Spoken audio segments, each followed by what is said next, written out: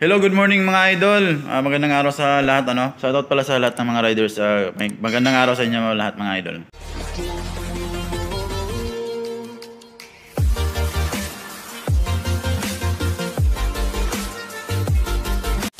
May nagtatanong kung ano ba raw yung magandang gulong na magandang gamitin tuwing naglo-long ride.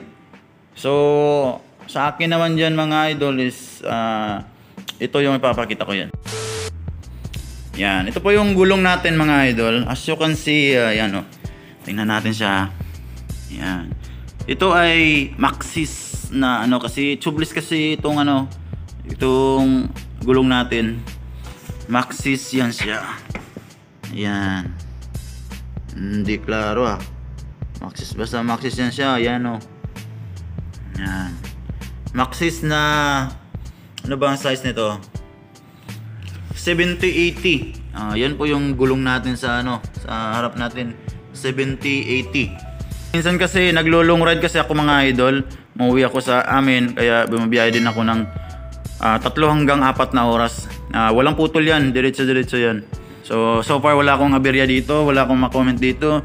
Bali, 1 taon na to mga idol, makapal pa Kagandahan kasi dito sa mga gulong na ano, na medyo may kamahalan. Hindi naman talaga ito yung mas mahal, pero isa ito sa medyo mas mahal.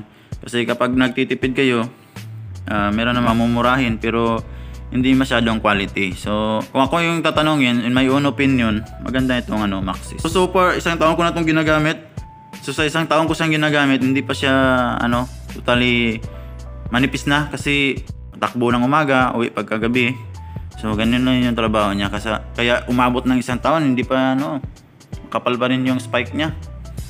So yung sa unahan natin mga idol, 70-80 17 na Maxxis type. Para rin siya sa mga naka-mags type. So pwede din siya sa ano, sa mga naka-rim type na motor.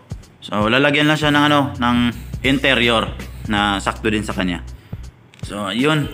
So punta naman tayo dito sa likod mga idol. Yan. So ganun pa rin yung ginamit natin. Pasensya na kayo, laging umuulan dito kaya ano, marumi yung ano, motor natin. Kakawashing lang natin ito, marumi na naman. May kalawang pa. So dito naman sa likod is Maxxis din siya na ano. Yan makita nyo, Maxxis yan siya. Silipin naman natin kung ano yung size nya. Yan 80-80 17. So yan po yung gulong natin sa likod mga idol. Yan. Hindi, makapal pa rin siya. 1 taon na. So nabili ko to sa halagang 1,080. Yung itong 80-80 na gulong natin sa likod. Yun naman sa harap, nabili ko yun siya ng 960. So kapag nagtanong kayo sa akin mga idol kung nag-sealant na ako, kasi kita nyo naman naka-tubeless tayo, naka-mags. Kasi karamihan kasi ngayon pinopromote yung sealant dahil maganda raw kapag natusok tayo ng tornilyo sa gulong, bubunutin na lang, hindi na magpa shop.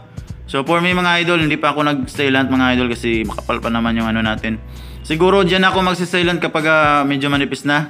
So yun lang mga idol. So 70-80 17, 80-80 17, yan yung gulong natin mga idol. Maxxis.